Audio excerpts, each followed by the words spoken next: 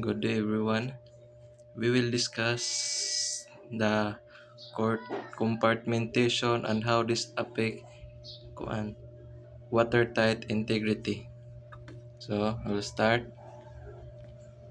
Compartmentation is the division of a ship into smaller sections using watertight bulkheads. So, pasabot pa na kuan gi tunga ang barko sa ibang compartments para makontrol ang tubig, para di kayo kanay di madritsog tubig sa usa ka lugar mong bangil-bangilan pa sidya.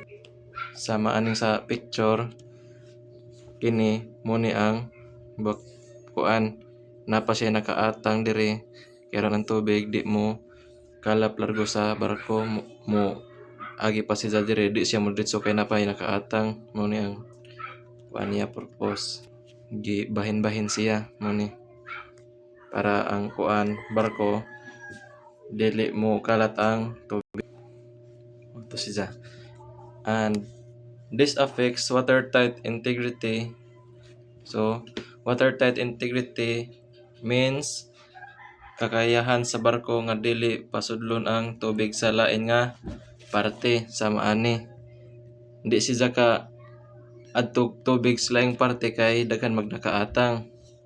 Mapugnan niya ang pagkalat sa tubig sa tanan kay mo man ni nakaatang siya sa maning picture. Mo pugong niya. So, for example, kung naay damage or bangga ang barko, water will only enter one compartment. Aris ra siya na ay mo kinunang pwesto siya mo kuwag tubig, di siya ka largo. So, kuan tubig di makaadto sa lain largo kay nay watertight bulkheads mo ni siya kuan na maatngan pa niya ang tubig. Tungod ani ang barko mo lutaw pa siya and stable pa. Napay time ang mga kuan sa barko, mga crew nga magkuan maka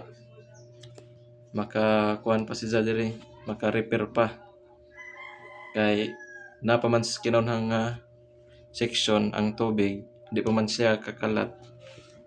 So magkuan pa sila nga maka repair. Pero importante kayo na sarado ang watertight doors kini. If abli ni delikado kay pwedeng mo kalat ang tubig. Mong delikado og abli. Mong abli aw sirad-an yun na. Kay delikado mo kalat ang tubig mo di may stable, masudlag tubig ang barko di na may stable. Mong sirad-an siguraduhan gyud pud ang sirad-an. Ang so mo to importante yun ang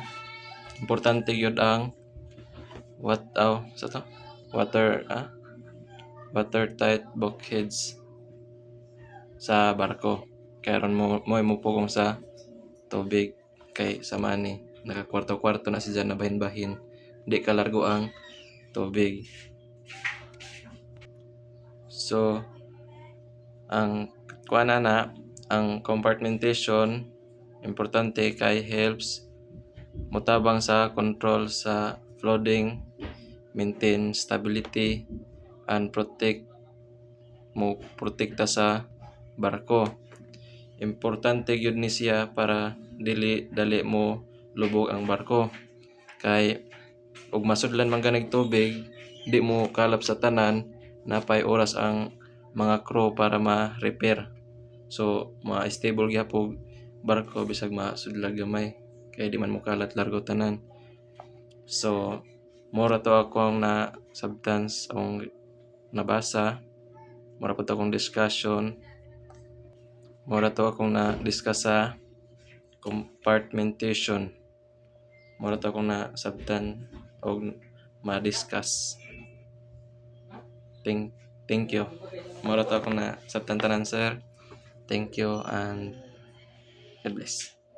So, nga na ka importante ang compartmentation and integrity, ano to? And watertight integrity para di mo lubog ang barko. Mura to akong nasabtan tanan sa akong gibasa o mura to akong na-discuss. Thank you.